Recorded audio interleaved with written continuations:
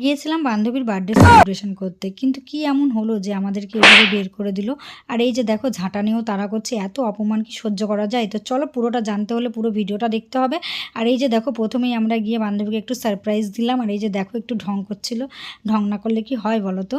তো চলো এই যে দেখো বান্ধবী গেল রেডি হতে, আর আমরা কেকটা ওপেনিং করে নিলাম। আর এই যে দেখো খুব সুন্দর একটা কেক, বান্ধবী আসলে কেকটা কাটিং হবে স্পেশাল ফিল করানোর জন্য একদম ব্লাস্টার দিয়ে একেবারে স্বাগতম করলাম। আর এই যে দেখো আমরা যেখানে থাকবো তিনটা, একটু যদি শয়তানি না করি তাহলে কি করে হয় বলো। আমি কি করছিলাম বলো তো, আমি যে ঘরের মধ্যে ব্লাস্টারের যে চিকচিকিগুলো হয় সেগুলো ফেলে দিচ্ছিলাম।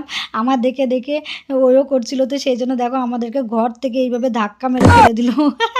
সেই মজা করছিলাম আমরা। আর এই যে দেখো আমি তো আর এখানেই থেমে থাকবো না, এই যে দেখো আবার ঝাড় দিচ্ছিলো, আমি সেখান থেকে নিয়ে আবার ঘরে ফেলে দিচ্ছিলাম। তাই রাগটা দেখো, জাস্ট মুখের এক্সপ্রেশনটা দেখো, পারলে আমাকে খেয়ে ফেলবে একদম। তো বেচারিটা আবার ঝাড় দিতে লাগলো, সেই জন্য রেগে একদম ঝাঁটা নিয়ে আমাদের দিকে তেড়ে আসছিল। কিন্তু তবে উপরন্ত আমাদের সেই মজা হচ্ছিল। বইন তুমি ভালো আছো? Happy birthday to you.